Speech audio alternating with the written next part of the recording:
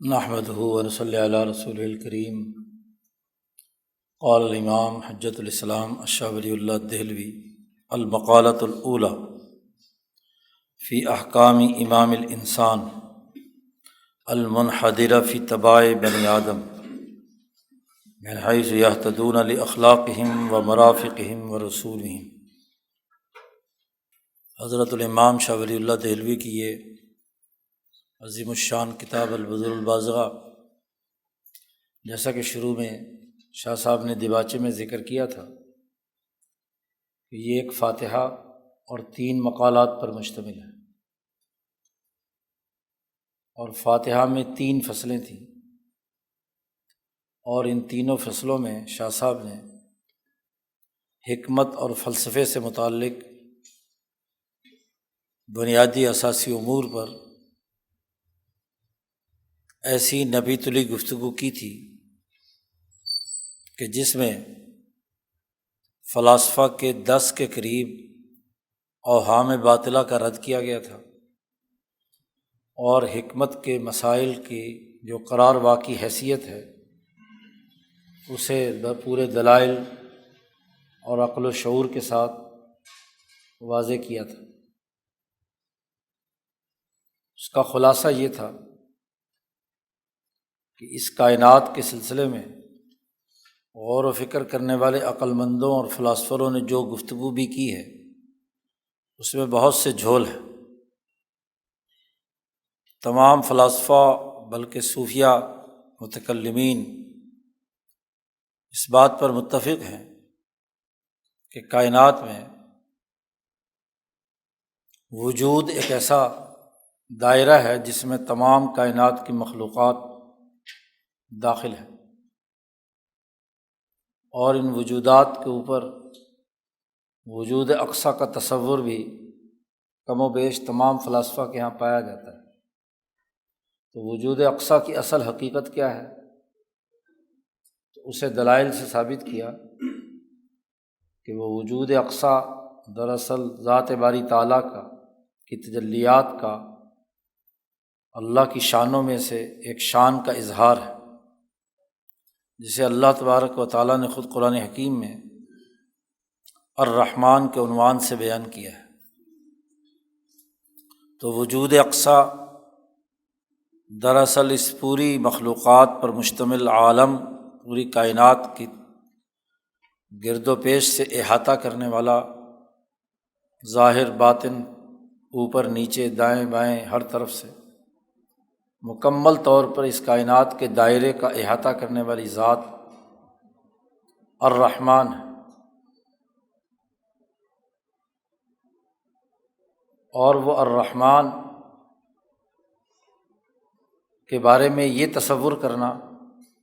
کہ باقی جتنے بھی وجودات ہیں ان کی طرح کا ایک وجود ہے، تو یہ تصور غلط ہے، بلکہ عقلی دلائل کے ساتھ ثابت کیا تھا کہ ایک ایسی حقیقت کلیہ ہے کہ جس میں دنیا بھر کے تمام حقائق اس کے دائرے میں داخل ہیں، اس کا احاطہ اس حقیقت واحدہ نے کیا ہوا ہے۔ گویا کہ وحدت کائنات دراصل اسی الرحمن کی تجلی کی وجہ سے، اور پھر اس وحدت کائنات میں اس کے ذیل میں جتنی بھی مخلوقات اپنا وجود رکھتی ہیں ان میں سب سے اعلیٰ ترین مخلوق حضرت انسان ہے، باقی تمام چیزیں اسی انسان کے لیے ہیں۔ خلقنا الانسان فی احسن تقویم۔ تو وحدت کائنات میں ایک وحدت انسانیت، اور شاہ صاحب نے کہا دنیا بھر کے تمام انسانوں کے خصائص اور ان کے تمام طبیعی تقاضوں کو اگر سامنے رکھا جائے تو وہ ایک وحدت لیے ہوئے ہیں، اور اس پوری وحدت کا خلاصہ یہ ہے کہ ہر انسان ان انسانی خصوصیات کا حامل ہوتا ہے جس پر ہم انسانیت کا اطلاق کرتے ہیں۔ تو تمام انسانوں کے جتنے مشترکات ہیں اس کا فیضان بھی ایک وحدت سے آتا ہے۔ اور چونکہ الرحمن نے کائنات پیدا کی ہے تو الرحمن ہی ہے جس نے خلق الانسان، جس نے انسان کو پیدا کیا ہے، تخلیق کی ہے۔ لیکن یہ تخلیق کا ایک پورا نظام ہے، واسطے ہیں۔ یہ تخلیق اس طرح کی نہیں ہے کہ جیسے خالق کوئی چیز پیدا کرنے کے بعد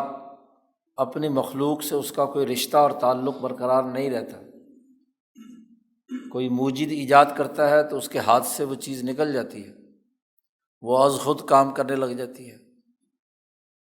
اب آج کے سائنسدان بڑے پریشان ہیں کہ ہم نے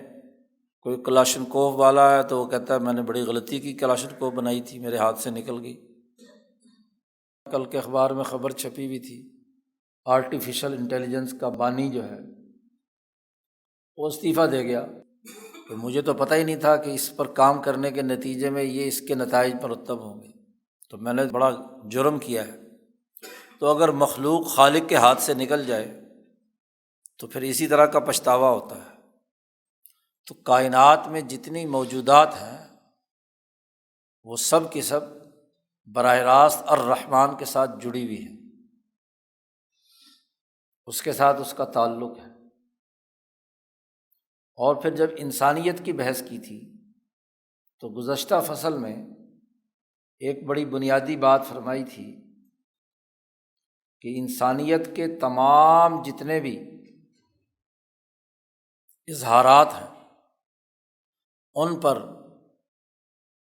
ان تمام خصوصیات کو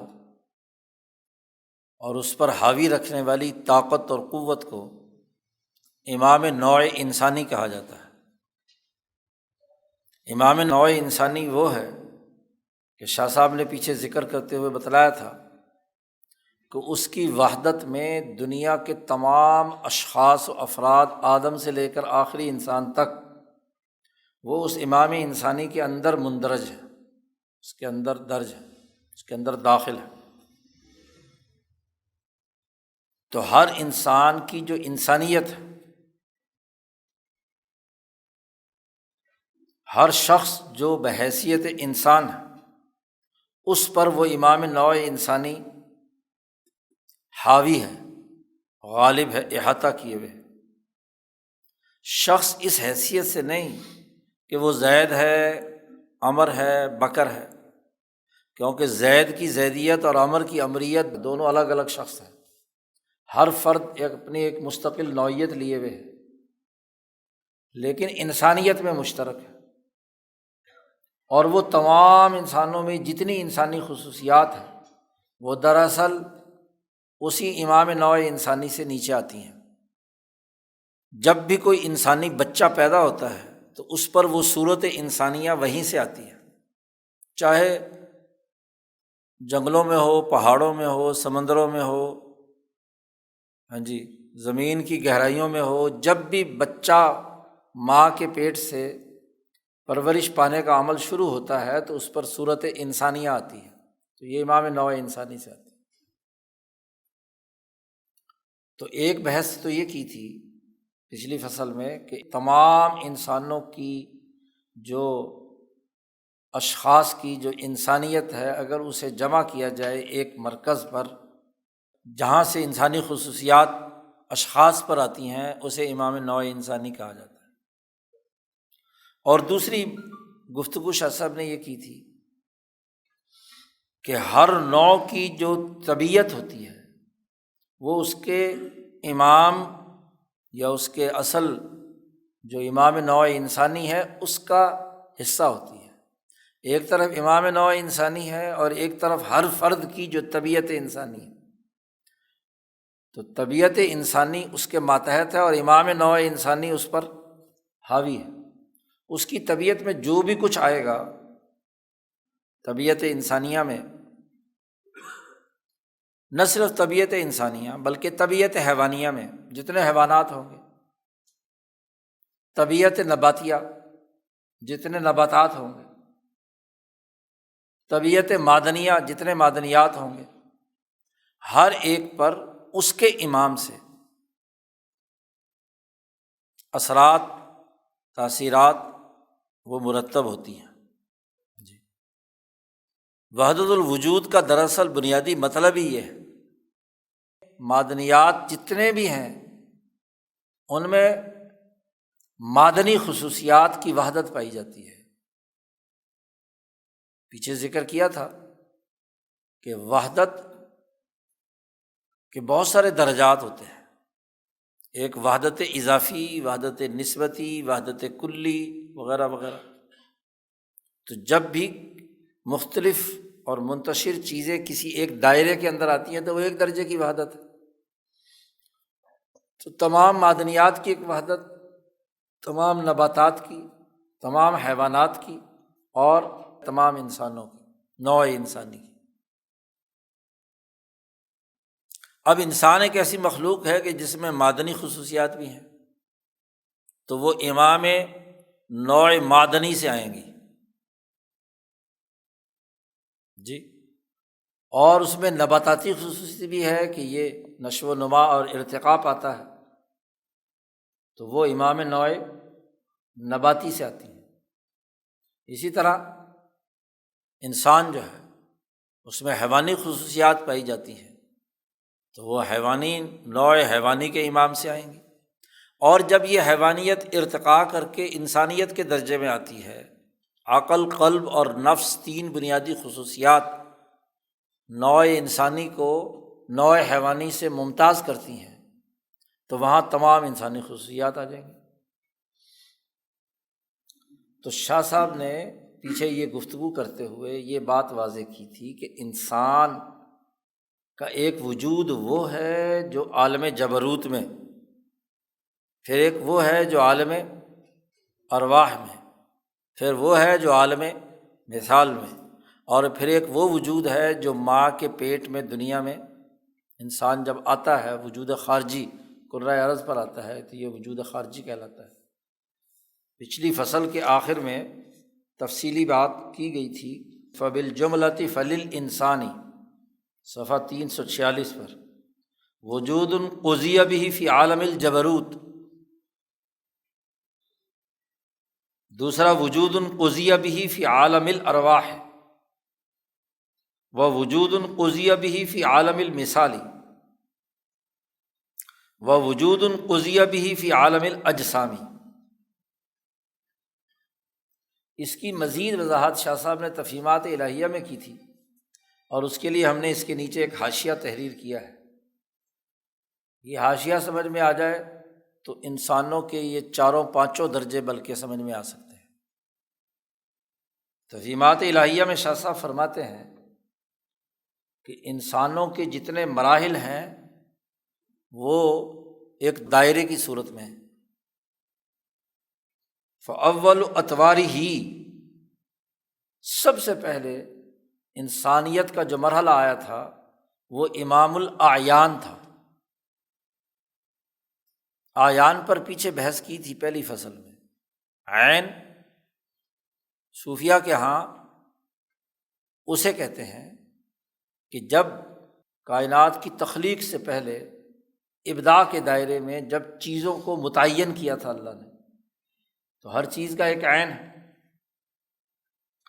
تو انسان کا جو پہلا مرحلہ تھا انسانیت کا وہ امام الاعیان کا تھا، یہی امام نوع انسانی کی وضاحت بھی ہے۔ اب اس کی شاہ صاحب نے وہاں وضاحت کی تھی کہ وہ اللہ کی تجلیات میں سے ایسی تجلی ہے کہ جو افراد انسانی کے حقائق پر مشتمل ہے، ایسی تجلی ہے جو انسانی افراد کے حقائق پر مشتمل ہے، اور یہ جو اشتمال ہے یہ شمولاً جملیاً اجمالی ہے۔ اس وقت انسان کوئی تفصیلی نہیں۔ وَلَيْسَ هُنَاكَ شَيْءٌ دُونَ شَيْءٍ، وہاں اشیاء کے درمیان کسی قسم کا کوئی امتیاز، یوں سمجھ لو کہ وہ بنیادی ڈاٹ متعین کیا تھا جس سے انسان نے پیدا ہونا تھا۔ وَلَكِنَّهُ فَيَّاضٌ بِالْقُوَّةِ لِكُلِّ مَا يُسَمَّى انسانًا، اس میں بالقوہ یہ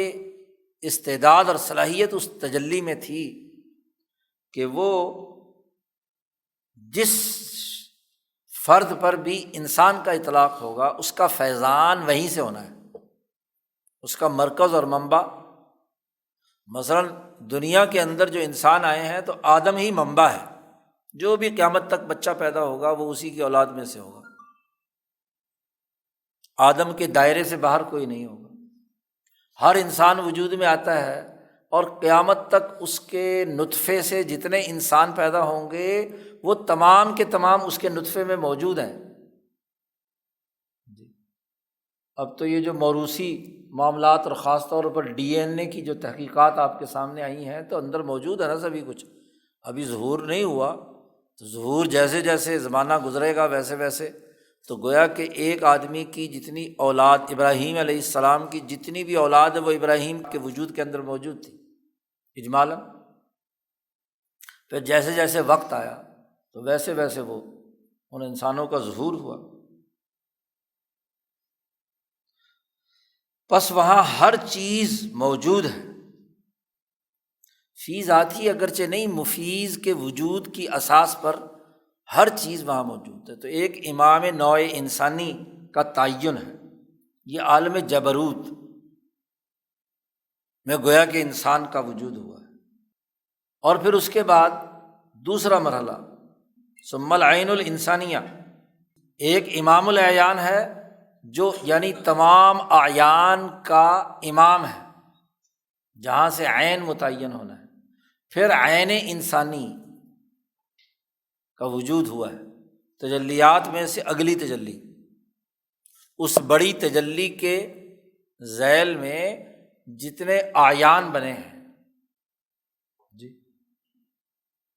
اعیان تو بہت سارے، انسان بھی ہے، جانور بھی ہے، نباتات بھی ہیں، اور بھی چیزیں، آسمان، زمین، سورج، چاند، ستارے مختلف۔ تو امام الاعیان یعنی نفس کلیہ جسے صوفیہ کی اصطلاح میں کہا جاتا ہے، شاہ صاحب نے دوسری کتابوں میں اس پر بحث کی ہے، وہ تو ایک سمندر ہے، ابداع ہے، گویا کہ ایک مادہ تھا، ابداع کے طور پر اللہ نے اسے پیدا کیا تھا، اور ابداع کے بعد پھر ہر چیز کا خلق ہوا، تو جو خلق ہوا تو اس کا عین بنا۔ تو مثلاً انسان کا عین جو ہے وہ آدم ہے، سمجھ لو، ثم العین الانسانیہ وہی شیء وجد لیکون تفصیلا للاول، امام اعیان کی گویا کہ تفصیل ہے، وہ گویا کہ امام نوع انسانی یہ ہے العین الانسانیہ۔ پہلے کی کیا تھی؟ تفصیل تھی، مختلف چیزوں کے اعیان۔ اب آپ بتائیے کہ جتنے بھی سورج، آج پہلے تک تو دنیا یہی سمجھتی تھی کہ یہ ہمارے والا ہی سورج ہے، اور اب پتہ چلا ہے کہ ہر کہکشاں میں لاکھوں کروڑوں سورج ہے، تو ان سورج کا بھی تو کوئی امام ہوگا نا، جس سے سورج بنتے ہیں، فنا ہوتے ہیں، ان کی گیس جل جاتی ہے تو ٹوٹتے ہوئے سورج، اب سائنسدانوں نے مشاہدہ کر لیا، نئے سورج بنتے ہوئے دیکھ لیے، تو ان کا بھی تو ایک امام ہے نا جو سورج بناتا رہتا ہے، اپنی کاپیاں گھڑتا رہتا ہے۔ چاند کوئی ایک ہمارا ہی ہے، یہ ہماری زمین کا چاند ہے، ورنہ سینکڑوں ہزاروں، ہر سورج کے ساتھ چاند ہوگا، ہر سورج کے ساتھ کیا زمین ہوگی، ہر سورج کے ساتھ مشتری، مریخ وغیرہ تمام ہوں گے۔ تو مشتریوں کا بھی ایک امام ہے، مریخ کا بھی ایک امام ہے، زمین کا بھی ایک امام ہے جو زمینیں بناتا اور زمینوں کا عمل، ایسے ہی حیوانات، نباتات، معدنیات تمام کا۔ اسی لیے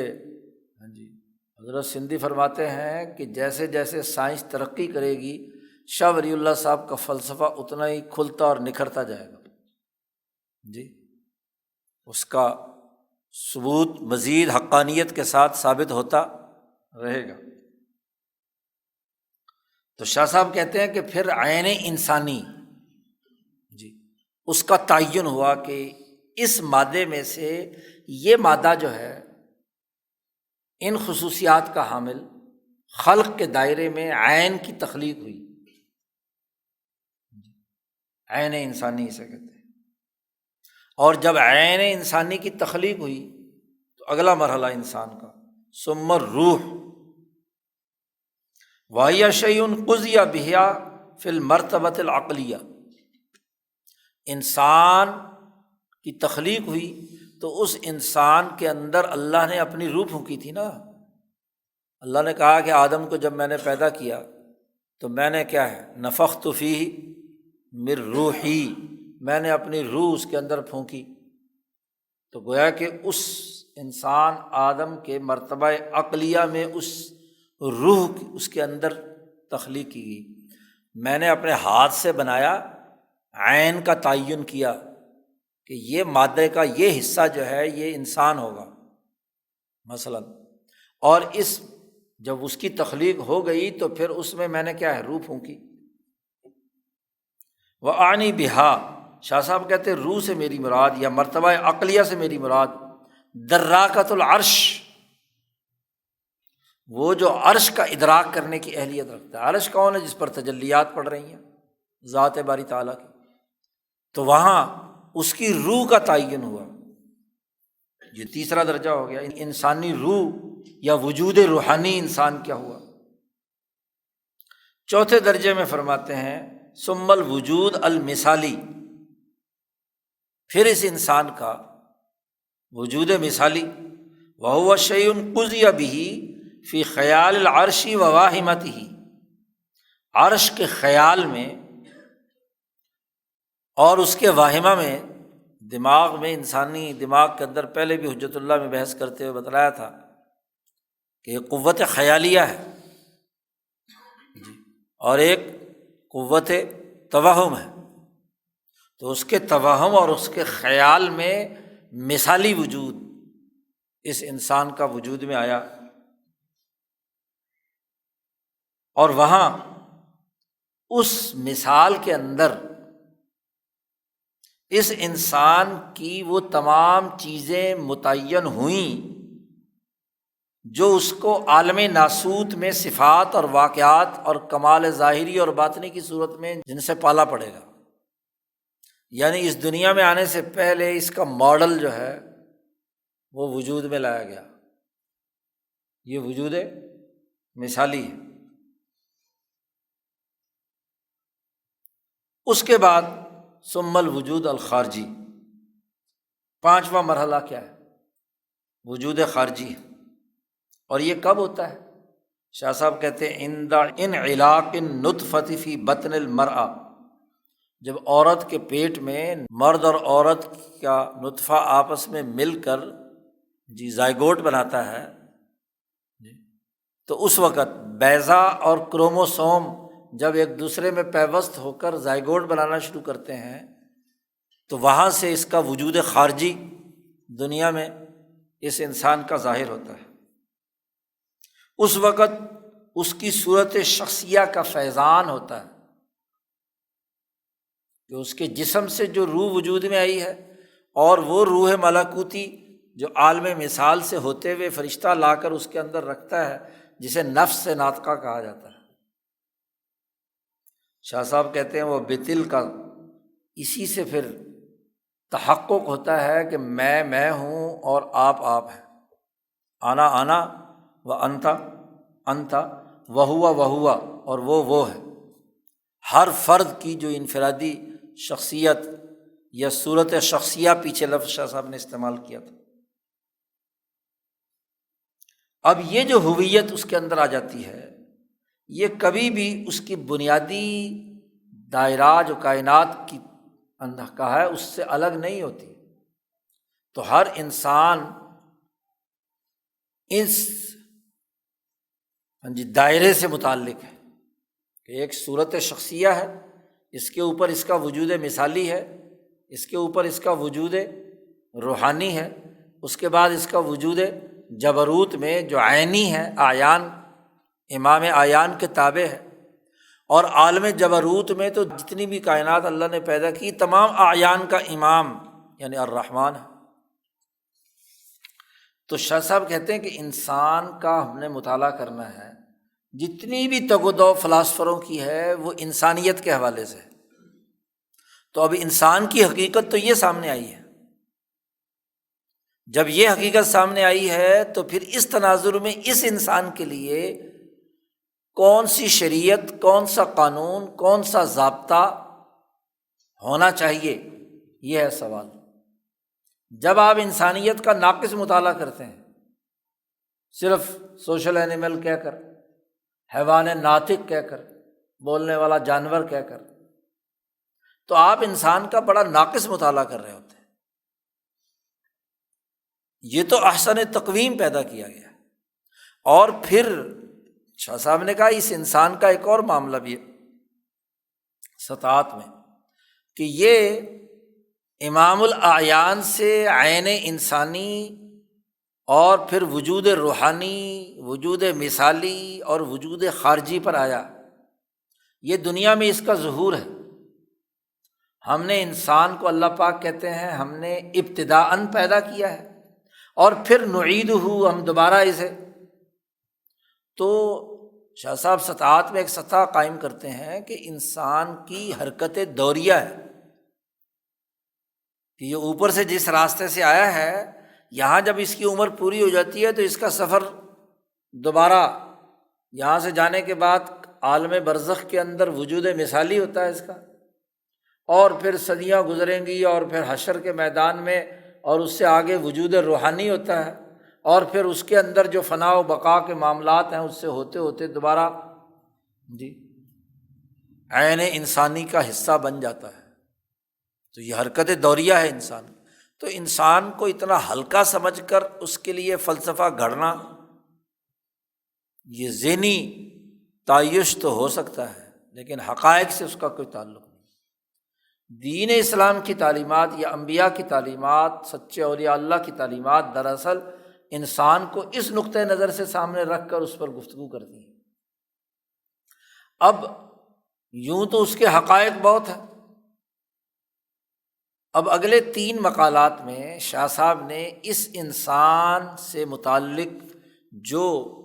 اس دنیا میں ظہور پذیر ہونے والے اخلاق، ارتفاقات اور اقترابات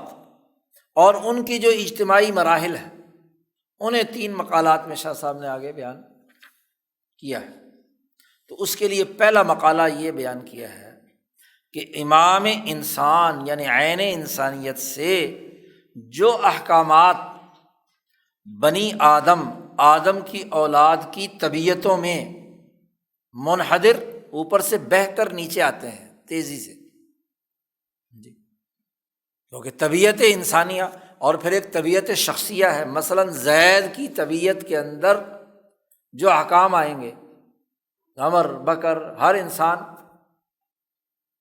تو وہ احکام جو امام انسان سے آئے ہیں وہ کیا ہیں؟ بنیادی احکامات۔ ان کا فہم ہوگا تو آپ اس انسان کے لیے صحیح قانون بنا پائیں گے، شریعت اور نظام اور سسٹم بنا پائیں گے۔ اور اگر ان کا ادراک نہیں ہے تو آپ جو سسٹم بنائیں گے وہ ناقص اور ادھورا ہوگا۔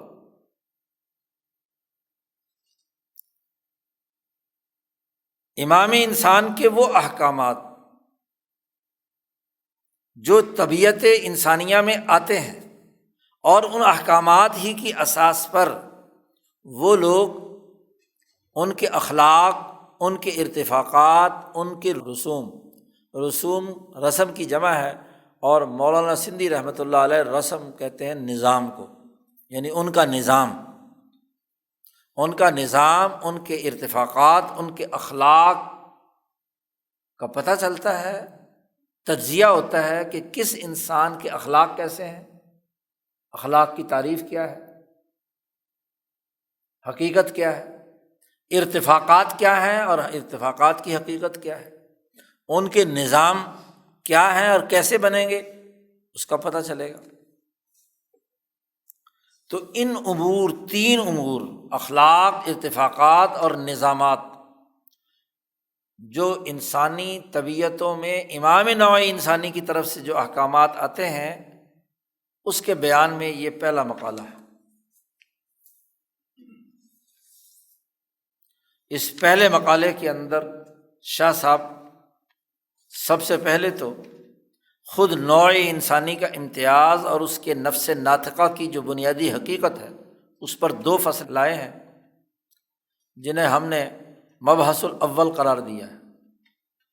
کہ ان 2 فصلوں میں سب سے پہلے تو خود نوع انسانی کی امتیازی خصوصیات بیان کی ہیں، اس کو ہم نے مبحث اول قرار دیا۔ یہ شاہ صاحب کی تقسیم نہیں ہے، یہ ہم نے اس کی شرح کرتے وقت اس کی تقسیم کی ہے پورے مقالے کی، تاکہ بات سمجھنا آسان ہو جائے۔ تو پہلی 2 فصلیں جو ہیں خود نوع انسانی کی امتیازی خصوصیات حیوانات کے مقابلے میں کیا ہیں، اور دوسرا یہ کہ خود انسان کا ایک جو نفس ناطقہ ہے ہر فرد کا، اس کی بنیادی حقیقت کیا ہے۔ اس سے انسان کی بنیادی حقیقت سامنے آ جاتی ہے۔ پھر اس انسان کے نفس ناطقہ میں جسے اخلاق کہا جاتا ہے، اقدار کہا جاتا ہے انسانی، تو علم الاخلاق کیا ہے، دوسرا مبحث، اس میں کئی فصلیں آ رہی ہیں۔ اور پھر تیسری بحث علم الارتفاقات اور ان کی حقیقت سے متعلق ہے۔ بنیادی علم الارتفاقات کیا ہے، اور پھر ارتفاق ثانی اور اس میں موجود جو 5 بنیادی حکمتیں ہیں اس کا چوتھا مبحث ہے، اور 5واں مبحث ہے ارتفاق ثالث اور اس کی جو اقسام ہیں، اور چھٹا مبحث ہے ارتفاق رابع اور اس میں ارتفاقات کی اہمیت اور ان کے نظامات کی اہمیت پر۔ پھر اس مقالے کے آخر میں شاہ صاحب نے ایک بڑی اہم بحث کی ہے جس کو ہم نے الگ مبحث پر قرار دیا ہے، مبحث السابع، کہ انسانوں کے مزاج اور انسانیت میں ارتفاقات، ان دونوں کا آپس میں کیا جوڑ ہے۔ مزاج انسانی، مزاج کسے کہتے ہیں، اور مزاج انسانی میں تفاوت کیوں ہوتا ہے، فرق کیوں ہوتا ہے، اس کی خصوصیات،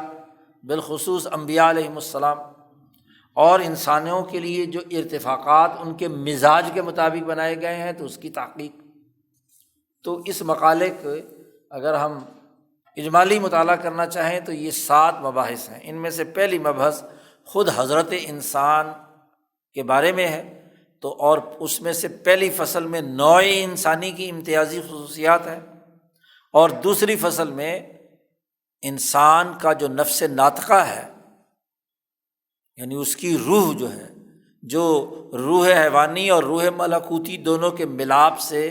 ایک زید بنا، امر بنا، بکر بنا، ہر انسان بنا، اس کی حقیقت کیا ہے۔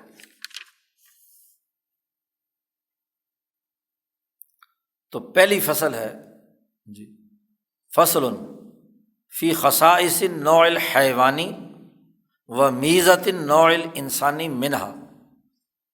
کہ نوع حیوانی کی خصوصیتیں کیا ہیں اور اس میں نوع انسانی کی امتیازی بات کیا ہے۔ تو انسانیت، نوع انسانی حیوانات سے کیسے اور کن بنیادوں پر ممتاز ہوتی ہے۔ یہاں جو شاہ صاحب نے بحث کی ہے یہ آپ حجت اللہ میں بھی پڑھائے ہیں، اس کا مطالعہ وہاں بھی آپ کر چکے ہیں۔ یہاں شاہ صاحب اس کو ایک نئے انداز میں بیان کرتے ہیں، اعلم ان کل صورت من صور انواع الحیوان، جتنی بھی حیوانات کی اقسام ہیں ان میں سے ہر حیوان کی جو صورت ہے وہ ہر حیوان کے ساتھ مخصوص ہے، جو آثار اس پر ظاہر ہوتے ہیں وہ 2 طرح کے ہیں، ایک ظاہری اور ایک باطنی، آثار الظاہرہ والآثار الباطنہ۔ آثار ظاہرہ میں کیا ہے کہ ہر حیوان کی مثلاً ایک خلقت، ایک ساخت، مثلاً رنگ، شکل، مقدار، شکل و صورت، اور شکل و صورت کے اندر آگے چلیں تو فل انسان، مثلاً انسان جو ہے اس کی شکل و صورت کیا ہے، سیدھے قد کا ہوتا ہے، بولتا ہے، اس کا چمڑا بالوں میں ڈھکا ہوا نہیں ہے، ظاہر ہے۔ گھوڑا جو ہے وہ سیدھا نہیں کھڑا ہوتا بلکہ ٹیڑھا ہوتا ہے، کمر جھکی ہوئی ہوتی ہے، ہنہناتا ہے، بہت زیادہ اس کے جسم پر بال ہوتے ہیں۔ وَهَلُمَّ جَرًّا، شاہ صاحب کہتے ہیں جب بھی آپ کسی بھی چیز کے ظاہری اثرات پر غور و فکر کریں گے تو آپ کو ایک نوع جو ہے نوع حیوانی، اس کے افراد دوسرے سے بالکل ممتاز نظر آئیں گے، کتے کا، گدھے کا، بلی کا، خرگوش کا، سانپ کا، بچھو کا، ہر حیوان کا ظاہری آثار ہے۔ دوسرا جو حیوان کی صورت میں جو آثار باطنہ کہلاتے ہیں، اور آثار باطنہ میں شاہ صاحب نے دو چیزوں کو بطور مثال بیان کیا ہے کہ ہر ایک حیوان کی ادراک کی صلاحیت، کہ وہ کس درجے میں کسی چیز کا ادراک رکھتا ہے، اور والاہتداء للمعاش، اپنی جسمانی حیوانی ضروریات دنیا میں زندہ رہنے کے لیے، اپنے رزق کی تلاش کرنے، رزق حاصل کرنے کے لیے اس کا طریقہ کار کیا ہے، انداز کیا ہے۔ شاہ صاحب فرماتے ہیں یہ بات بڑی واضح ہے کہ اللہ سبحانہ و تعالیٰ نے ہر ایک نوع حیوانی میں ادراک کا ایک درجہ اور مرتبہ ضرور رکھا ہے، اور ایسا ادراک کا درجہ ہے جو دوسرے میں نہیں ہے۔ کتا بھی آپ اسے بلاتے ہیں تو اس میں بھی ادراک کی ایک صلاحیت ہوتی ہے، اور ایک مرتبہ اپنے رزق کھانے کے طور طریقوں کے حوالے سے بھی پایا جاتا ہے جو دوسروں کا نہیں ہوتا۔ جی مثلاً کچھ جانور ہیں جو چارہ کھاتے ہیں، وہاں شاہ صاحب نے تفصیل سے بات بیان کی تھی حجت اللہ میں، اور کچھ جانور ہیں جو گوشت کھاتے ہیں جیسے شیر۔ تو معاش یعنی اپنا رزق تلاش کرنے کے حوالے سے اور رزق کھانے کے حوالے سے ہر ایک کا طریقہ کار کیا ہے، مختلف ہے۔ یہاں شاہ صاحب نے مثال دی ہے شہد کی مکھی کی، فالنحل، وہاں بھی ذکر کیا تھا شاہ صاحب نے کہ اللہ تبارک و تعالیٰ نے مثلاً اس کی طبیعت میں یہ وحی کی ہے کہ کیسے وہ درختوں کا پیچھا کرے اپنی طبیعتوں کے مطابق، پھر کیسے وہاں سے شہد چوسے اور پھر لا کر چھتے کے اندر جمع کرے وغیرہ وغیرہ۔ اسی طرح چڑیا کی مثال دی تھی کہ وہاں بھی کہا تھا، مثال دی تھی، یہاں بھی ذکر کیا ہے کہ اوحیٰ الی العصفور، چڑیا کو اللہ نے وحی کی کہ کیسے مذکر اور مؤنث اپنی شہوت کو پورا کریں، کیسے وہ پہاڑوں اور درختوں پر اپنا گھونسلہ بنائیں، کیسے انڈے جو انہوں نے دیے ہیں تو ان انڈوں کے اوپر بیٹھیں، کیسے جب بچہ اس میں تیار ہو جائے تو نوک مار کر اس انڈے کی خول کو توڑیں تو اس میں سے بچہ نکل کر باہر آ جاتا ہے، کیسے پھر اس کو کھانا کھلانا ہے۔ تو چڑیا اپنے بچے کو کھانا کھلانا سکھاتی ہے، پھر جب وہ بچہ اس قابل ہو جاتا ہے تو پھر اس کو اپنے گھونسلے سے کیسے دھکا دینا ہے کہ زمین پر گرنے کے بجائے اس کے پر پھڑ پھڑائیں اور وہ کیا ہے، اڑنے لگ جائے، اور پھر اپنے ساتھ اڑا کر لے جا کر کیسے باہر سے کھیتوں سے دانہ چگنا ہے اور کھانا ہے۔ تو اس بچے کو اپنے ساتھ، پرندے کو ساتھ لے کر سب کچھ سکھانے کا عمل، پھر آہستہ آہستہ اس کو کیا ہے بالکل علیحدہ کر کے اس کو مستقل ایک اپنا گھونسلہ بنائے اور اپنا کام کرے، پھر وہ اپنے چوزے کو سکھائے، پھر اس کو یہ بھی بتلاتی ہے چڑیا کہ بلی سے کیسے بچنا ہے کیونکہ اس کا دشمن ہے، تو دشمن کی پہچان بھی پیدا کرتی ہے، صیاد سے، شکاری سے کیسے بچنا ہے، جال سے کیسے بچنا ہے، شکاری جال پھینکتا ہے تو اس کو کیسے اس میں سے نکلنا ہے، اس کے اندر پھنسنا نہیں ہے، اور یہ جال ہوتا ہے، اس جال کے اندر تمہیں نہیں آنا۔ تو یہ بھی اپنے بچوں کو کیا ہے چڑیا سکھاتی ہے، اور یہ بھی سکھاتی ہے کہ این الماء، پانی کہاں ہے، پیاس لگی ہے تو پانی پینے کے لیے کہاں اور کیسے جانا ہے، دانے کہاں ملتے ہیں، کہاں پہنچنا ہے، دشمن اور خیر خواہ دونوں کے درمیان کیا ہے فرق اور امتیاز بھی سمجھاتی ہے چڑیا اپنے بچے کو، اور پھر یہ بھی بتلاتی ہے کہ اپنی چڑیوں کے ساتھ کیسے رہنا ہے، اپنی بنی نوع کے ساتھ کا پورا ایک نظام ہے، اور کیسے مل کر جنگ لڑنی ہے کسی نفع کے حاصل کرنے کے لیے یا کسی نقصان سے بچنے کے لیے۔ چڑیوں کا پورا آ کر جتھا جھپٹ پڑتا ہے، جو ان میں سے کسی ایک چڑیا کو یا کوے کا خاص طور پر کائیں کائیں کر کے اس طریقے سے حملہ آور ہوتے ہیں کہ وہ چھوڑ کر بھاگنا پڑتا ہے۔ وَهَلُمَّ جَرًّا۔ شاہ صاحب کہتے ہیں کہ اگر تو اپنی نظروں میں ان کے تمام علوم کو جمع کرے تو اگر ایک کتاب لکھنا چاہے تو ہر جانور پر ایک کتاب لکھی جا سکتی ہے۔ جیسے وہاں حجۃ اللہ میں بھی ذکر کیا تھا کہ امام دمیری نے حیات الحیوان کے نام سے 2 جلد میں بڑی موٹی کتاب لکھی ہے۔ تو ہر جانور کی، ہر نوع کی کیا خصوصیات جمع کی ہیں مشاہدہ کر کے کہ کیا کیا اس کے اندر چیزیں پائی جاتی ہیں۔ اب ان تمام باتوں کو آپ نے معلوم کر لیا کہ نوع حیوانی میں کچھ احکامات ایسے ہیں جو ظاہرہ ہیں خلقت کے طور پر مثلاً، اور کچھ آثار باطنہ ہیں یعنی ادراک اور اس کا معاش وغیرہ وغیرہ۔ تو ہر نوع حیوانی کی الگ الگ خصوصیات ہیں۔ اب یہاں سے شاہ صاحب نے آ کر فلسفیوں کی خبر لی ہے اور ان کے ایک بڑے بنیادی غلط تصور کا رد کیا ہے۔ شاہ صاحب کہتے ہیں، سوال اٹھاتے ہیں، شاہ صاحب کا انداز یہ ہے کہ سوال اٹھا کر ہی سوچنے پر مجبور کرتے ہیں، کیونکہ فلسفے میں سوال ہی اٹھایا جاتا ہے۔ شاہ صاحب کہتے ہیں وَهَلْ وَهْنٌ أَشَدُّ سَخَافَةً مِنْ أَنْ يَظُنَّ بِالْأَحْكَامِ الَّتِي تَرِدُ عَلَيْهَا أَشْخَاصُ النَّوْعِ جَمِيعًا، کیا اس سے زیادہ کمزور اور بودا قسم کا یہ گمان اس سے بڑھ کر کوئی اور ہو سکتا ہے کہ یہ جو ایک نوع کے تمام افراد ایک احکامات کے نظام کے تابع ہیں، ان کے بارے میں یہ گمان کرنا کہ یہ احکامات لا ترجع الی اقتضاء الصورۃ النوعیہ، یہ صورت نوعیہ کے تقاضے سے نہیں ہے، اور پھر صورت نوعیہ سے اوپر بڑھ کر ثم الی اقتضاء امام النوع، اور پھر یہ امام نوع کے تقاضے کے بغیر ہے۔ مثلاً ساری چڑیاں ایک ہی طرح کام کر رہی ہیں، سارے کوے، سارے جانور، گدھے، بلے، کتے، ہاں جی، جتنے جانور ہیں تو وہ ایک ہی پیٹرن پر ان کا معاش ہے، ایک ہی پیٹرن پر ان کا ادراک ہے، ایک ہی پیٹرن پر ان کا جسمانی ظاہری ساخت ہے۔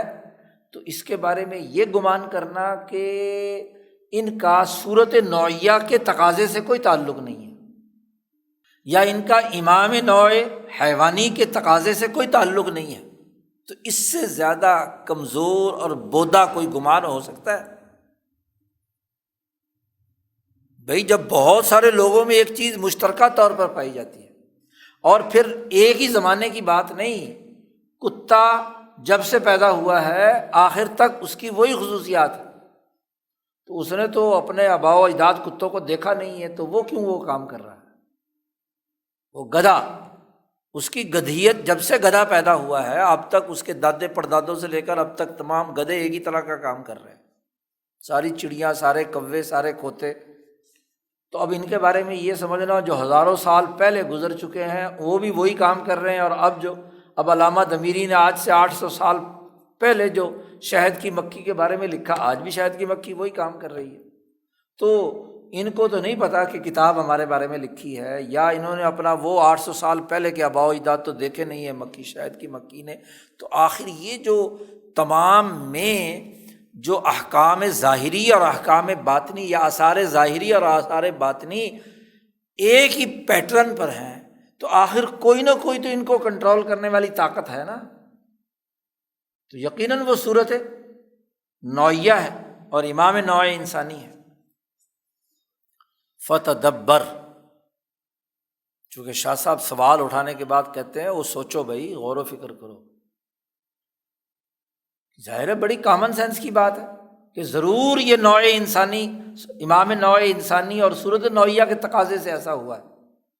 تو یہ دراصل شاہ صاحب نے رد کیا ہے، ہم نے نیچے حاشیے میں وضاحت کر دی کہ ہمارے مدارس میں کتاب پڑھائی جاتی ہے جسے میبزی کہتے ہیں جی،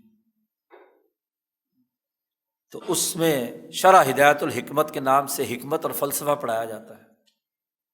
اس کا ایک قول یہاں پر ہم نے بطور حوالے کے نقل کر دیا ہے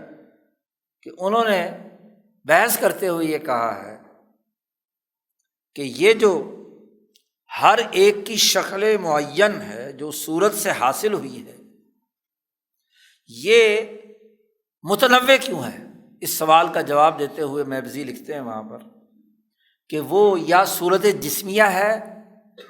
ہاں جی، یا اس جسمیہ کے لوازمات میں سے ہے، یعنی یا حیولہ ہے یا صورت جسمیہ ہے۔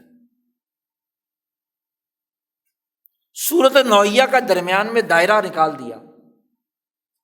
امام نوع انسانی کا دائرہ خاص طور پہ انسان کے حوالے سے، یا امام نوع حیوانی کا دائرہ نکال دیا، یعنی صورت جسمیہ جو کہتے ہیں کہ پوری کائنات کی ایک ہے، اور حیولہ جس کی کوئی تعریف ان کے ہاں نہیں ہے، ایسے مادہ کہہ لو، سمجھ لو، تو وہ بس ان کی وجہ سے یہ سب کچھ ہوا ہے جی۔ تو درمیان میں جو صورت نوعیہ یا امام نوع انسانی کے تقاضے سے جو وحدت کا ایک دائرہ ہے، ظاہر ہے امام نوع حیوانی کتا جو ہے اس کی وہ خصوصیات ہے، اسی طرح امام نوع انسانی ہے، امام نوع فرس ہے، امام نوع وغیرہ وغیرہ باقی ہیں، تو وہ اور اس کی جو صورت نوعیہ ہے اس کو دائرے سے خارج کر دینا اور ڈائریکٹ کہنا ہے کہ یہ صورت جسمیہ اور حیولہ سے وجود میں آیا ہے، تو یہ تصور غلط ہے، یہ بات بیان کرنا درست نہیں ہے۔ تمام اشخاص اپنی صورت نوعیہ سے جڑے ہوئے ہیں، صورت نوعیہ جو ہے وہ امام نو سے جڑی ہوئی ہے، خواہ وہ امام نو جو بھی ہے، اور وہ جو ہے امام الاعیان سے جڑی ہوئی ہے، وہی ترتیب جو پیچھے شاہ صاحب بیان کر کے آئے۔ تو ایک بات تو شاہ صاحب نے یہ واضح کر دی کہ ہر نوع کے ساتھ وہ تمام آثار ظاہری اور باطنی جڑے ہوئے ہیں۔ یہ تو تمام حیوانات میں پایا جاتا ہے کہ ہر حیوان کی جو نوع ہے اس کی نوع حیوانی سے اس کے اشخاص حیوانی یا افراد انسانی جڑے ہوئے ہیں، اور اس سے اوپر امام نوع سے جڑے ہوئے ہیں، یہ تو حیوانیت کا دائرہ ہے۔ اب ان حیوانوں میں ایک اعلیٰ درجے کی جو نوع ہے وہ نوع انسانی ہے، تو اس نوع انسانی کا انواع حیوانات میں سے امتیاز کیا ہے؟ شاہ صاحب کہتے ہیں وَأَمَّا الْإِنسان، انسان کی ایک تو ظاہری خلقت ہے، ظاہر ہے کہ وہ شکل و صورت رنگ وغیرہ تمام میں باقی انواع سے کیا ہے، مختلف ہے۔ ایک اس کا ادراک کا دائرہ ہے، ظاہر ہے حیوانیت کے درجے میں سے زیادہ اونچے درجے کا ادراک کا دائرہ ہے، ایسے ہی معاشیات کا دائرہ ہے، اس کا کھانے پینے رزق حاصل کرنے کا، تو وہ جو جیسے باقی جانوروں میں ہے اپنے اپنے دائرے کے اعتبار سے، ویسے انسان میں بھی ہے، لیکن انسان کی جو امتیازی خصوصیت ہے کہ وہ فَيَمْتَازُ مِن بَيْنِهَا بِآثَارٍ تَامَّةٍ بَالِغَةٍ، بہت کامل اور مکمل آثار کے ذریعے سے اس کے خواص مختلف ہو جاتے ہیں حیوان سے۔ مثلاً انسان جب عمل کرتا ہے، کتا جب عمل کرتا ہے، گھوڑا عمل کرتا ہے، تو وہ رأی کلی سے نہیں ہوتا، وہ رأی جزئی سے ہوتا ہے۔ انسان کا امتیاز یہ ہے کہ یہ جب بھی عمل کرتا ہے تو وہ رأی کالرأی الکلی فی العمل، یا مثلاً کالنطق، مثلاً یہ بولتا ہے، جانور صرف ایک لمبی سی آواز نکالتا ہے حلق سے، ہنہناتا ہے یا اڑنگتا ہے، جو بھی آپ لفظ اس کے لیے استعمال کر لیں، مختلف جانوروں کے مختلف آوازیں ہیں، لیکن انسان کے حلق سے جب آواز نکلتی ہے تو وہ لفظ بولتا ہے علیحدہ علیحدہ، نطق انہیں جوڑتا ہے، اسم فعل حرف۔ والکتابتی، انسان کی امتیازی خصوصیت یہ ہے کہ وہ جو کچھ پڑھتا سوچتا دماغ میں آتا ہے اسے کاغذ پر لکھنے کی صلاحیت بھی رکھتا ہے، جو کسی جانور کے اندر نہیں ہوتی۔ ایسے ہی انسان کے اندر ظرافت بھی ہوتی ہے۔ ظرافت کیا ہے آگے تفصیل آ ہی رہی ہے۔ شاہ صاحب نے کہا یوں تو انسان کے حیوان یا کی باقی انواع سے جو امتیازی خصوصیات ہیں بہت ساری ہیں۔ وہذہ الآثار، یہ آثار اگرچہ بے شمار ہیں، اور کسی گنتی میں اسے منحصر نہیں کیا جا سکتا۔ بے شمار امتیازی خصوصیات ہیں انسان میں باقی تمام جانوروں سے، لیکن بنیادی طور پر جتنی بھی خصوصیات ہیں، جتنے بھی امتیازات ہیں، وہ 3 اصولوں کے دائرے میں ہیں: رائے کلی، ایجاد و تقلید کا مادہ، اور حب جمال اور ظرافت۔ احدھا، ان میں سے پہلی خصوصیت یہ ہے کہ الانبعاث من الرأی الکلی، کہ یہ انسان رأی کلی کی بنیاد پر اس کے اندر ابھار پیدا ہوتا ہے، جانور میں نہیں ہوتا۔ یعنی کامل عقل اور پورے فکر کے بعد، کہ جس فکر میں انسانی جماعت کا فائدہ ہوتا ہے، اس کے لیے اس کے اندر ابھار پیدا ہوتا ہے۔ اس کی مزید وضاحت شاہ صاحب نے خود یہاں بھی کی ہے۔ شاہ صاحب کہتے ہیں فالبہیمۃ، جانور کو غصہ آتا ہے، لدفع ضر، کسی نقصان دہ چیز کو دفع کرنے کے لیے، کوئی گدھے کو مار رہا ہو تو پھر گدھا ایک ہی دفعہ پٹکتا ہے جی، تو غضبناک ہو جاتا ہے۔ غصہ کہتے ہیں کہ جی جو ہاتھی کا ہے اور اس کا اونٹ کا ہے کینہ، وہ بڑا مشہور ہے۔ اسے جب غصہ آتا ہے تو پھر وہ نہیں پرواہ کرتا کچھ بھی۔ او جلب نفع، یا کسی نفع کے حصول کے لیے، کہیں سے گوشت مل رہا ہے تو جی بلی غرائے گی، اسے چھیننے کی کوشش کرے گی۔ شیر جو ہے حملہ آور ہوگا۔ اب جانور کا جو غصہ یا غضب ہوتا ہے وہ 2 دائروں سے متعلق ہے۔ شاہ صاحب کہتے ہیں لغرض محسوس او متوہم، کوئی محسوس غرض، احساسات کی وجہ سے غصہ ہوتا ہے، اور یہ جزئی رائے ہے۔ اگر اس کے احساسات کو کچھ نہیں ہوا تو پھر وہ اسے غضب نہیں آئے گا۔ اور یا کوئی وہم، خیال آ جائے، اب شیر کو اگر پانی میں اپنی شکل دیکھے اور کہے کہ دوسرا شیر بھی آیا ہوا ہے یہاں، تو وہ اس پر وہمی شکل ہے نا، تو اس کے اوپر حملہ آور ہو جائے گا جی۔ تو جانور جو ہے وہ غضبناک ہوتا ہے کسی محسوس یا کسی وہم کی بنیاد پر، لیکن انسان کبھی کبھی یہ خصوصیت تو انسان میں بھی ہے، یعنی محسوس اور متوہم کی، لیکن انسان جو ہے کبھی کبھی اس کو غضب اس لیے آتا ہے کہ وہ اپنی شہر میں، اپنی سوسائٹی میں، اپنی ریاست میں ایک کامل نظام بنانا چاہتا ہے۔ جب وہ چوروں اور ڈاکوؤں کو ملک کا حکمران دیکھتا ہے نا، تو اسے بڑا غصہ چڑھتا ہے رائے کلی کی بنیاد پر، کہ یہ ظالم لوگ جو ہے حکمرانی کے منصب پر بیٹھے، حکومت انسانوں کے فائدے کے لیے ہوتی ہے اور یہ انسانوں کو نقصان پہنچانے کے لیے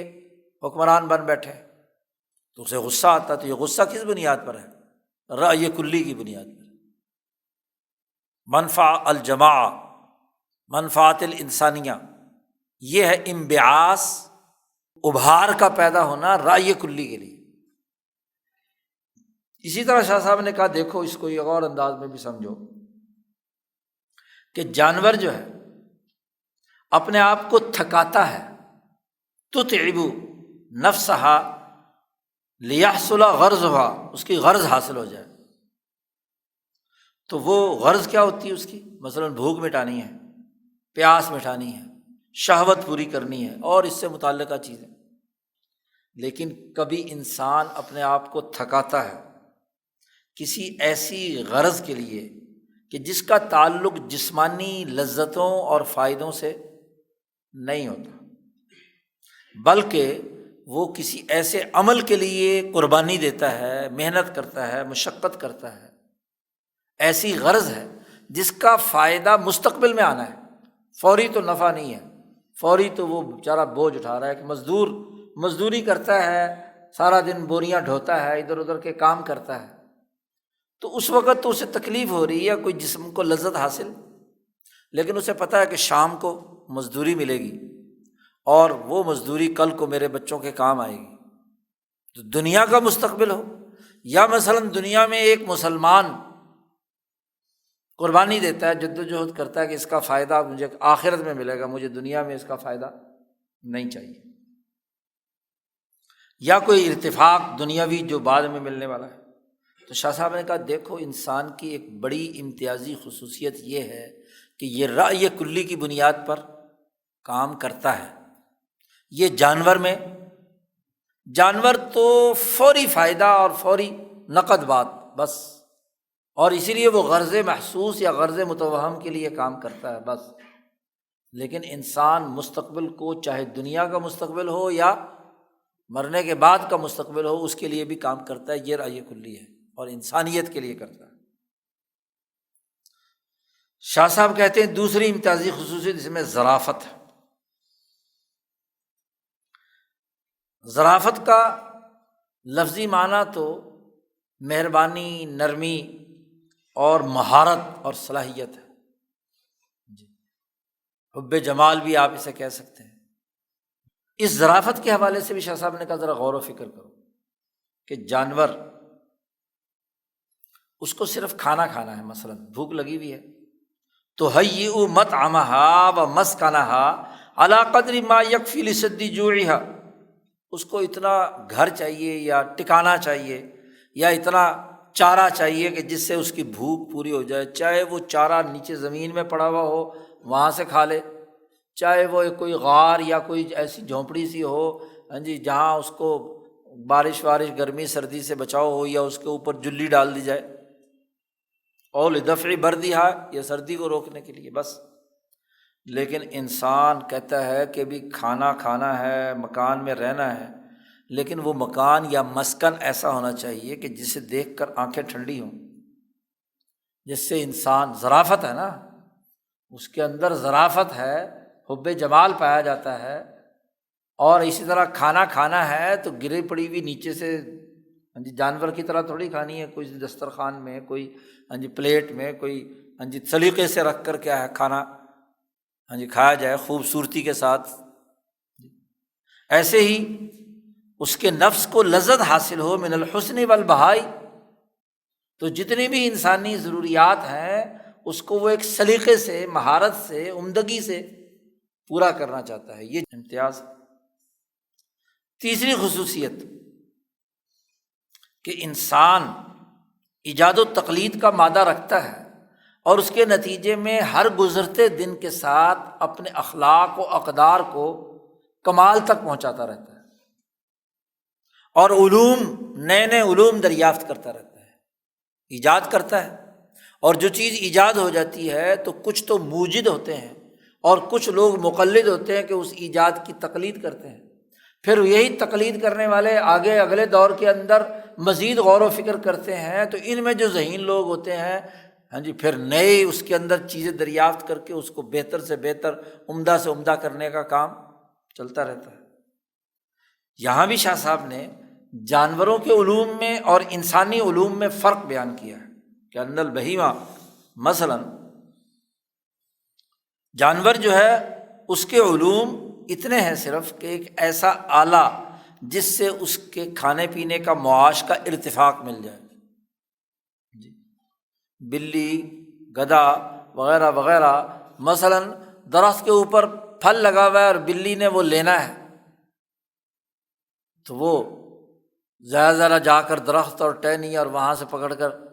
چیز لے لے، یا پہاڑ پر ہے تو کوئی ایسا ظاہری آلہ جس کے ذریعے سے منہ میں وہ کھانے کی چیز پہنچ جائے، تو فلا تظہر علیہا الا انتہاء الحاجہ، جب ضرورت ہوتی ہے صرف اس وقت وہ اس ٹیکنیک کو استعمال کرتا ہے جانور اس چیز کو حاصل کرنے کے لیے۔ لیکن انسان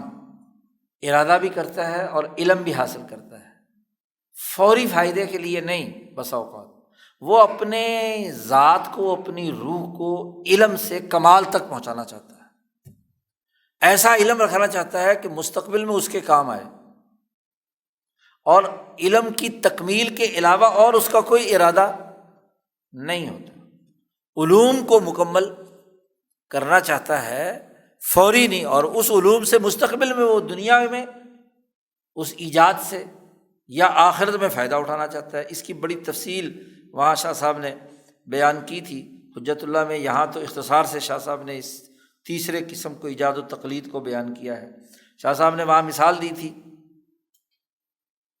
ایجاد و تقلید میں کہ مثلاً ایک آدمی کو بھوک لگی ہوئی ہے وہاں حجت اللہ میں، اس کی عبارت یہاں ہم نے نقل کر دی ہے نیچے حاشیے میں، چونکہ وہ اضافہ ہے۔ ایک ہوتا عام انسان، تو اسے تکلیف پیدا ہوئی تو ایک مسئلہ سامنے آیا انسانیت کا کہ اس کی وجہ سے انسان کو تکلیف ہوتی ہے، تو ایک عقل مند، ایک حکیم، ایک سائنسدان اس پر غور و فکر کرتا ہے کہ انسانیت کا یہ مسئلہ ہے، اور اس مسئلے کے حل کے لیے وہ ایک کوئی آلہ ایجاد کر لیتا ہے۔ تو جب وہ آلہ ایجاد کر لیتا ہے تو لوگ ہاتھوں ہاتھ اس کی تقلید کرتے ہیں، اس پر عمل کرتے ہیں، اور اسی سے علوم ترقی کرتے کرتے اتفاقات کے علوم، بلڈنگ بنانے کا، طب کا، دوسرا ادھر ادھر کی تمام چیزیں جو ہے نا ان پر ہو گئی۔ تو شاہ صاحب کہتے ہیں فہذہ ثلاثۃ اصول، یہ 3 اصول ہیں بنیادی، جس پر انسان کے مخصوص جو آثار ہیں انہی تینوں پر اس کی بنیاد ہے، چاہے ہزاروں لاکھوں بنا لو، یا وہ ظرافت میں شامل ہوں گے، یا رأی کلی میں شامل ہوں گے، یا ایجاد و تقلید میں شامل ہوں گے، اس کی ذیلی اور ضمنی وہ شکلیں ہوں گی۔ باقی جانوروں، باقی جو ابنائے جنس ہیں یعنی باقی حیوانات سے اس سے انسانوں کو ممتاز کریں۔ جب یہ بات سمجھ میں آ گئی آپ کو کہ نوع انسانی ممتاز ہوئی ہے باقی حیوانات سے 3 بنیادی خصوصیات کی بنیاد پر، رأی کلی، حب جمال، ایجاد و تقلید، یہ تو آپ کو سب زبانی یاد ہے۔ اب اگلی بات سمجھیے، شاہ صاحب کہتے ہیں وہ تو حیوانیت کے ظاہری اور باطنی آثار کا تجزیہ تھا۔ اب ذرا دوبارہ ایک دفعہ رپیٹ کرا رہے ہیں شاہ صاحب ایک اور بحث جو مقدمے میں پہلے فاتحہ میں کی تھی، وہ یہ کہ شاہ صاحب کہتے ہیں کہ ان انواع الحیوان کما تمایزت بالاتصال والصلابۃ والصفاء، معدنیات، نباتات اور حیوانات وغیرہ کی بحث میں پیچھے شاہ صاحب نے بیان کیا تھا کہ کسی چیز کے جو اجزاء ہیں جتنا ان میں ایک دوسرے سے جڑاؤ ہوگا، جتنا ان میں صلابت ہوگی، جتنا ان میں صفائی ہوگی، اتنا ہی وہ زیادہ کامل اور مکمل ہوگا، اور جو جس کے اندر جس درجے میں کم ہوگا وہ اتنا ہی ناقص ہوگا۔ وہاں پیچھے بحث یاد اگر ہے تو، اور وہاں ایک مثال بھی دی تھی کہ تصویر بنتی ہے ڈاٹس سے، جتنے زیادہ ہوں گے ڈاٹس زیادہ ہوں گے اتنی ہی وہ تصویر اتنی ہی رچ اور بڑی صاف شفاف ہوگی، اور جس میں کم ہوں گے یعنی ان میں اتصال کم ہوگا، ان میں صفائی اور ستھرائی نہیں ہوگی، اس میں ایک دوسرے کے ساتھ جڑاؤ ہے وہ کم ہوگا، تکاثف کم ہوگا اس کے اجزاء میں، اتنی تصویر بھدی ہوگی۔ تو باقی تمام چیزوں میں جس درجے کا اتصال، صلابت اور صفا ہوگا اتنے درجے کا وہ کامل ہوگا۔ حیوانیت تک یہ معاملہ ہے۔ اب ایسے انسان پر آئیے، انسان کے جو اشخاص، افراد ہیں ان کے بھی ان اوصاف کی بنیاد پر امتیاز ہوتا ہے۔ تو فبعض الاشخاص اتم صلابۃ و صفاء و اتصالا من بعض، جہاں تک جسم انسانی کی ساخت ہے، جسم انسانی کی یعنی جسم معدنی، جسم نباتی، جسم حیوانی، اس میں یہ بات کار فرما ہوگی کہ جتنے کسی انسان کے اندر اس کے خلیے زیادہ ہو کر ایک دوسرے سے جڑے ہوئے ہوں گے، جسم اس کا ٹھوس ہوگا، اس کے اندر جتنی چمک ہوگی اتنا ہی وہ انسان جسمانی اعتبار سے کیا ہوگا، اعلیٰ اور اونچے درجے کا ہوگا۔ شاہ صاحب کہتے ہیں کہ جب تم نے یہ بات سمجھ لی تو وہ علی قدری تمامی تلک الصفات حصلت تفاوت المراتب، ان صفات کی مقدار اور اس کے مرتبے کے تناظر میں ہی افراد کے درمیان فرق پڑتا ہے۔ ایک آدمی جس کو جہوری الصوت ہے اور بڑا طاقتور ہے جسمانی طور پر، تو وہ زیادہ کیا ہے، اتنا ہی بہادر ہوگا، دلیر ہوگا، وغیرہ وغیرہ۔ شاہ صاحب کہتے ہیں کامل اشخاص وہ ہوگا، کامل آدمی کہ جس کے اندر صلابت میں بھی کمال ہو، جس کے اتصال میں بھی تمامیت ہو، جس کی صفائی میں بھی انتہائی شفافیت اور شدت ہو، اور پھر یہ تینوں چیزیں صلابت، اتصال اور صفا، یہ تینوں چیزیں اس کی تینوں قوتوں میں، تینوں قوتوں کے اندر، تینوں قوتیں کون سی تھیں انسان کے اندر؟ نفس نباتی، نفس حیوانی اور نفس انسانی۔ ان قوتیں جو انسان کے اندر پائی جاتی ہیں، قوت طبیعیہ، قوت نفسانیہ، قوت عقلیہ، ان تینوں قوتوں کے اندر یہ جتنی زیادہ اتصال، صلابت اور صفا ہوگا اتنا ہی وہ کامل ہوگا۔ اور اس کی اساس پر اس کی جو تین قوتیں بنتی ہیں وہ قلبی، طبعی اور نفسانی، وہی نفس، قلب، عقل۔ اس میں بھی جتنا اتصال ہوگا، قلب کے اندر جتنا اتصال، صلابت، صفائی اور روشنی ہوگی اتنا قلب بہادر ہوگا، اتنی عقل چمکدار ہوگی، اتنی طبیعت اچھی ہوگی، اتنا ہی کیا ہے نفس کی طاقت اور قوت مضبوط ہوگی۔ اور شاہ صاحب فرماتے ہیں واشتبکت القویٰ بعضها ببعض، جتنا ان قوتوں کے درمیان بھی اشتباک ہوگا، یعنی اتصال ہوگا، جڑاؤ ہوگا، یعنی جس کا نفس، قلب، عقل تینوں ایک پیج پر ہوں گے، جتنا زیادہ اس میں جڑاؤ ہوگا اتنا ہی زیادہ وہ کامل آدمی ہوگا۔ اس لیے کہ قانون اور ضابطہ یہ ہے، پہلے ہم بیان کر چکے ہیں کہ شرف اور بزرگی کی حقیقت ان صفات کا زیادہ ہونا ہے۔ جس کا دل مضبوط، جس کی عقل اونچی، جس کی طبیعت اور نفسانی تقاضے جو ہیں وہ مضبوط، تو اتنا ہی کیا ہے اس کا وجاہت، اس کا شرف، اس کی باقی چیزیں جو ہے اعلیٰ درجے کی ہوں گی۔ شاہ صاحب کہتے ہیں جو ان اوصاف کے اعتبار سے انسان بہت اعلیٰ ترین درجے کے ہیں وہ ان اخلاق کا قانون ہوتے ہیں، قانون وہ متعین کرتے ہیں۔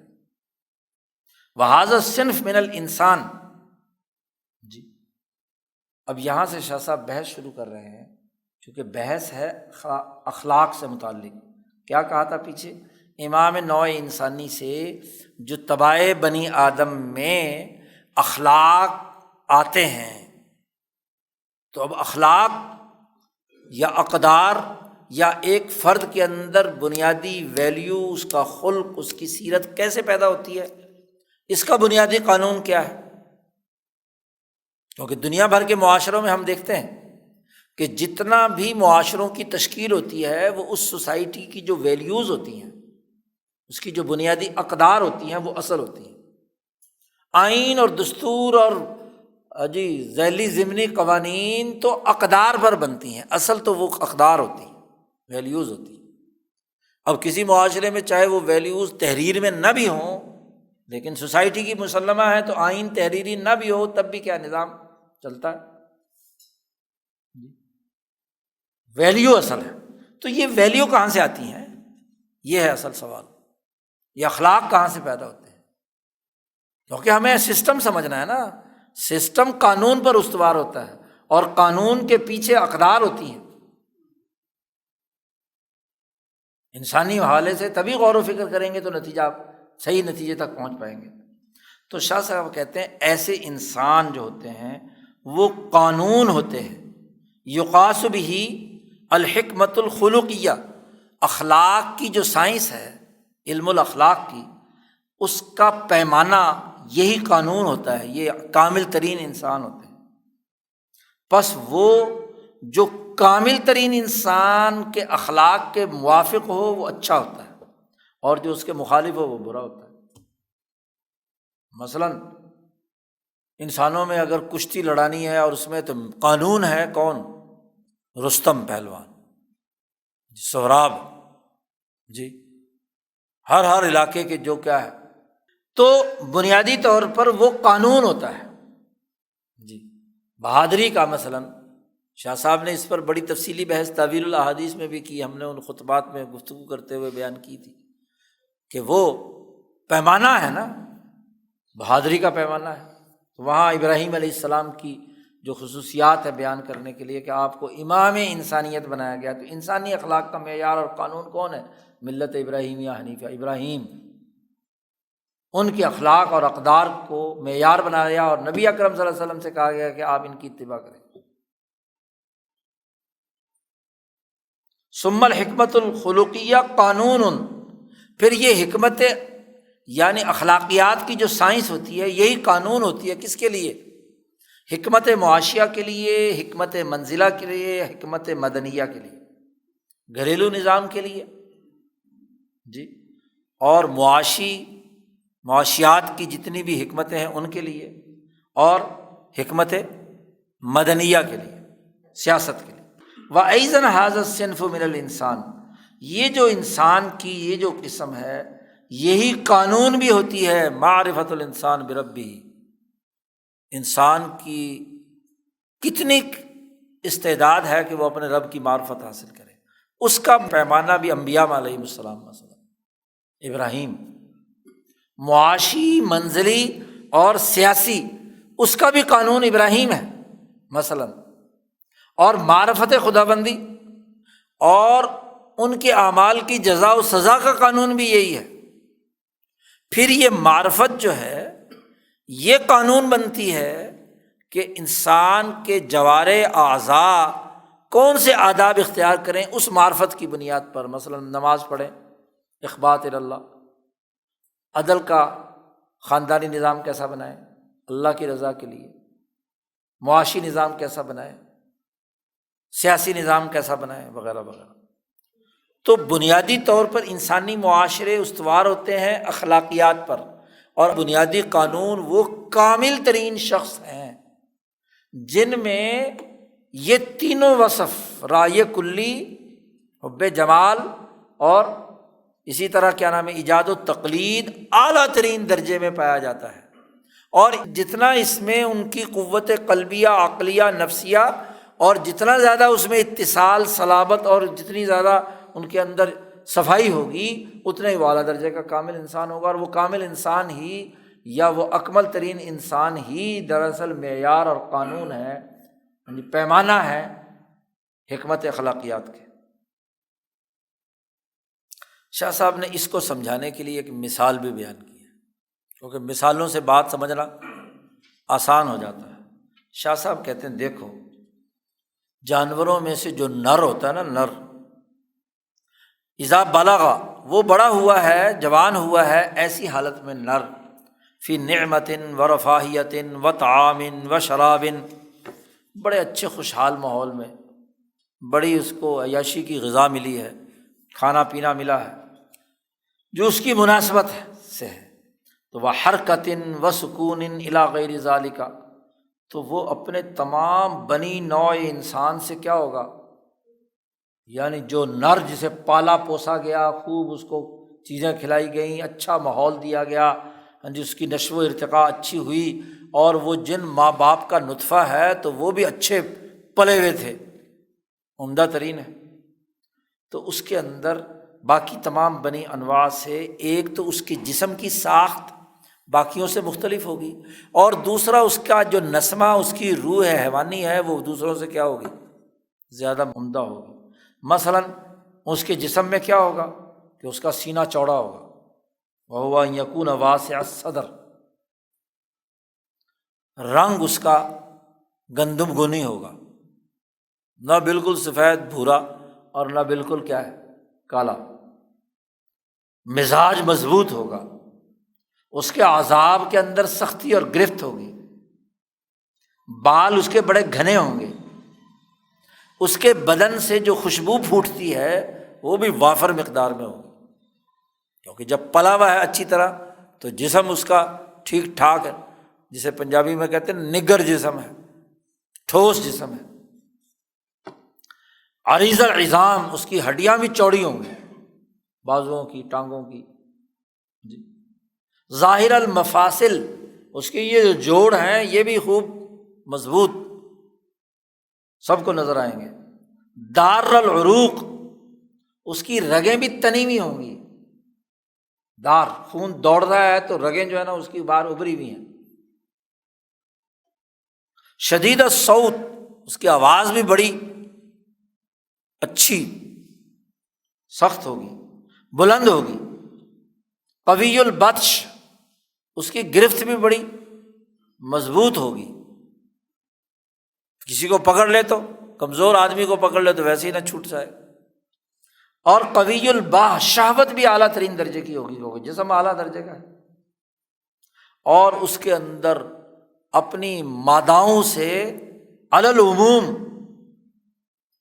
اعلیٰ درجے کی محبت پائی جائے گی۔ عظیم المحبہ للاناث عموماً کہا ہے شاہ صاحب نے، لا علی التخصیص، یعنی اس کو محبت بس ایک سے ہی اسی سے بندھ گیا۔ غلیظ الرقبہ، گردن بڑی موٹی، پر گوشت، گوشت اس کا خوب مضبوط ٹھوس۔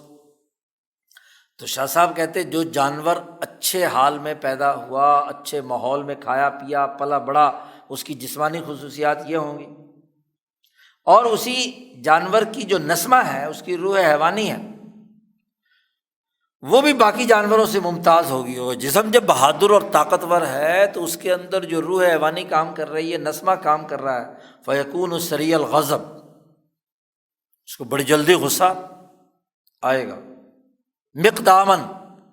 حملہ آور ہوگا، آگے جھپٹنے والا ہے، جریاً بہادر، شجاعاً دلیر، کثیر الحقد، جو ایک دفعہ اس کے ساتھ دشمنی کرے تو کینہ بہت رکھتا ہے، وہ اس کے نفس کے اندر غیرت بڑی ہوتی ہے، اور وہ کسی کو بھی اپنے اوپر گرفت اور تکبر کرنے کو برداشت نہیں کرتا، مقابلہ کرتا ہے۔ ثابت النفس، اس کا نفس ثابت قدم ہوتا ہے، استقامت ہوتی ہے۔ نافذ العزم، جو ارادہ کر لیتا ہے اس سے نافذ کر کے چھوڑتا ہے، یہ نہیں کہ آج ارادہ کل دوسرا ارادہ پرسوں کوئی اور ارادہ۔ لا یزعجہ احد، کوئی بھی اس کو اپنے عزم سے ہلا نہیں سکتا۔ اور وَإِذَا نَظَرَ إِلَىٰ شَيْءٍ، اور جب کسی چیز پر دیکھتا ہے تو روب داب کی نظر سے دیکھتا ہے، نظر بہیبۃ، جس چیز کو دیکھتا ہے ہیبت کی نظر سے دیکھتا ہے۔ اور وَإِذَا مَشَىٰ بِسَکِینَةٍ، جب چلتا ہے تو بڑے اعتماد اور سکون کے ساتھ چلتا ہے۔ اور وَإِذَا تَرَاهُ أَمْرٌ حَائِلٌ، اور اگر کوئی ہولناک معاملہ اچانک اس کے سامنے درپیش ہو جائے تو اس کا استقبال کرتا ہے کہ گویا ابھی جھپٹ کر اس کو کیا ہے، نیست و نابود کر دے گا۔ اور اگر کوئی چیز اس کے سامنے، کوئی ہولناک چیز نہیں آئی تو مر بوجہہ، تو بس گزر جاتا ہے، وہ کسی چیز کے اوپر بلا وجہ کی توجہ نہیں ڈالتا کہ اسی کے پیچھے لگا رہے۔ وہ ریاست چاہتا ہے، حکمرانی چاہتا ہے، اس کے نسمے کی خصوصیت ہے، یحب الریاسہ۔ مولانا سندھی کہتے ہیں دیکھو اللہ میاں نے کہا ہے جنت میں کہ جنتی جو ہے اسے کہا جائے گا کہ ہاں بھی کتنی تو نے جنت کی زمین لینی ہے، تو جتنی اس کی ہمت ہوگی اتنی کیا ہے، وہ کہے گا مجھے اتنی۔ تو مولانا سندھی کہتے ہیں جس کو دنیا میں ریاست اور حکمرانی اور اپنی سیاست قائم کرنے کا پتہ نہیں ہے تو وہ جنت میں کتنی زمین لے گا۔ اسی لیے تو کہا اللہ میاں نے وہاں کہ وَيُدْخِلُهُمُ الْجَنَّةَ عَرَّفَهَا لَهُمْ، اس کی تشریح میں مولانا سندھی نے کہا ہے کہ جنت ملے گی دنیا میں اپنی بلندی فکر، اپنی ریاست، اپنے غلبے کے نقطۂ نظر سے۔ جنتی کا جو ذہن اور دماغ ہے وہ تو ریاست قائم کرنے کا، جنت تو ایک ریاست ہے، ریاست کو پسند کرتا ہے۔ اور نہیں تو کم از کم یہ جانور کی بات ہو رہی ہے پیچھے، چاہے اپنی ماداؤں کے اوپر اس نے حکمرانی قائم کرنی ہو تو حکمرانی ضرور بناتا ہے۔ وہ اس بات کو ناپسند کرتا ہے کہ کوئی نر اس کے مقابلے میں آئے اور اس کا مقابلہ کرے۔ کیوں کہ جسمانی ساخت جیسی ہے ایسے ہی اس کے اندر کیا نسمہ اتنا بہادر اور طاقتور ہے، تو چونکہ بہت اچھی حالت میں پلا بڑا ہے، اچھی غذائیں کھائی ہیں، اچھے ماحول میں رہا ہے، ہاں جی تربیت ماحول اس کی وہ ہوئی ہے، تو اب اس کے اندر یہ جسمانی اور اس کی جو روح حیوانی کی خصوصیات ہے وہ اعلیٰ درجے کی ہیں۔ شاہ صاحب کہتے ہیں فہٰذہِ اوصاف، یہ اوصاف ہیں ایک ایسے نر کے جو بڑا کامل اور مکمل ہے جانوروں میں۔ شاہ صاحب کہتے ہیں اب ذرا دوسری طرف اس کا بالمقابل دیکھو کہ بعض نر تمہیں ملیں گے ہیں تو مرد جی لیکن عورتیں ہیں، ان کی مردانگی جو ہے وہ بہت کم ہے۔ فلا توجد بتمامہا، کامل اور مکمل طور پر ان میں نہیں پائی جاتی، بلکہ مردانگیوں میں سے کچھ مردانگی کی چیزیں پائی جاتی ہیں اس میں۔ وذالک، اس کی وجہ کیا ہوتی ہے؟ اس کی وجہ دو ہو سکتی ہے۔ یا تو وجہ ہوگی کہ وہ ماں کے پیٹ میں جب وہ پرورش پا رہا تھا تو وہاں جو مادہ جمع ہوا تھا اسی میں ہی فالٹ تھا، وہیں کمزوری تھی، نطفے کے ملنے میں، اور ماں باپ کی ساخت کے وجہ سے، اس کے بھی موروثی وجہ اور اسباب ہو سکتے ہیں، تو اس کی وجہ سے وہ مادہ مجتمعہ فی بطن المرأة جو تھا وہ کیا ہے؟ کمزور تھا۔ تو وہ جو وجود اس کا جسمانی وجود اور ساخت بنی، اس پر فیضان ہوا، وہ صورت ناقصہ کا تھا، صورت تامہ کا نہیں۔ یا تو یہ وجہ ہوتی ہے، یا پیدا جسمانی طور پر ماں کے پیٹ میں صحیح ہوا تھا، لیکن وَإِمَّا لِقُصُورِ التَّدْبِيرِ الْمُوجِبِ فِيهِ النَّمَاءَ وَالزِّيَادَةَ إِلَىٰ أَن يَبْلُغَ كَمَالَهُ، اس کے اندر وہ جو نشو و ارتقاء ہے بعد میں پیدا ہونے کے بعد، ہاں جی، وہاں اس میں کمی رہی ہے، غذائی کمی سے دوچار رہا ہے، مثلاً اس کی اور ضروریات پوری نہیں ہوئی، بڑی مصیبت اور مشقت میں رہا، کہیں غلامی کی حالت میں رہا، اس کو دبا کر رکھا گیا، ہاں جی، اس کے اوپر ایسے استاد مسلط رہے، دماغ جنہوں نے بند کر دیا مار مار کے، ہاں جی، وغیرہ وغیرہ، کوئی بھی وجہ ہو سکتی ہے اس کی، یعنی ذہنی اور جسمانی نشو و ارتقاء صحیح نہیں ہوئی جیسا کہ ایک حیوانی نوع کی صورت کے اعتبار سے ہونی چاہیے تھی، یعنی بچپن سے ہی اس کے دماغ پہ کولا چڑھا دیا تاکہ وہ دماغ اس کا چھوٹے کا چھوٹا رہے اور اس کو بھیک مانگنے کے لیے استعمال، تو بیچارے کی ذہنی استعداد بھی کم ہو گئی اور اس کا جسمانی ہو ہی گئی۔ شاہ صاحب کہتے ہیں یہ مثال سمجھ میں آ گئی ہے؟ اگر یہ سمجھ میں آ گئی تو اب آگے چلو۔ شاہ صاحب کہتے ہیں فَاعْتَبِرْ تِلْكَ الصِّفَاتِ، یہی جسمانی اور روح حیوانی کی جو صفات ہیں ان کو انسان میں آپ قیاس کریں کہ ایک انسانی بچہ اچھی اور عمدہ حالت میں ماں کے پیٹ سے پیدا ہوا، نشو و ارتقاء اچھا ہوا تو اس کا جسم اچھا ہوگا، بہادر ہوگا، دلیر ہوگا، اس کا نسمہ مضبوط ہوگا، جس کی خصوصیات پیچھے بیان کی گئی ہیں۔ اور جب یہ دونوں چیزیں یہ لو، اور پھر شاہ صاحب کہتے ہیں وَلَاحِظْ الْأُصُولَ الَّتِي أَسْلَفْنَاهَا مِنْ أَنَّ الْإِنسَانَ يَخْتَصُّ بِهِ، وہ جو ہم نے تین اصول بیان کیے تھے، کون سے بلا؟ الرأی الکلی والظرافت اور ایجاد و تقلید، ان تینوں کو انسان کے جسم اور نسمے کے جو ارتقاء کے دائرے ہیں ان کے ساتھ ملا کر ملاحظہ کریں تو ان دونوں کے باہمی ملاپ سے اخلاق بنتے ہیں۔ یہ اخلاق کا بنیادی فلسفہ ہے، علم الاخلاق کا بنیادی فلسفہ یہ ہے کہ جس انسان میں اعلیٰ درجے کی اتصال، صلابت اور صفا ہوگی اور اس کی بنیاد پر اس کی قوت عقلیہ، قلبیہ، نفسیہ وہ اپنی ساخت رکھیں گی، جسمانی نشو و ارتقاء کے اعتبار سے، روح کے نشو و ارتقاء کے اعتبار سے، اور پھر یہ تو اس کی یعنی گویا کہ طبی ساخت ہو گئی، اور ان ساخت کے ساتھ ان تین اصولوں کو ملاحظہ کر کے مطالعہ کریں آپ تو اخلاق معلوم ہو جائیں گے۔ یہ بات اگر آپ کو زبانی یاد ہے تو اگلی بات سمجھ میں آئے گی، سارے اخلاق آپ کو انگلیوں پر یاد ہو جائیں گے، اور اگر یہ بات ذہن میں نہیں بیٹھی تو اگلی بات نہیں ہوگی، اور اگلی بات انشاءاللہ اگلے ہفتے کریں گے۔ دعا کرو۔ اللہم صلی اللہ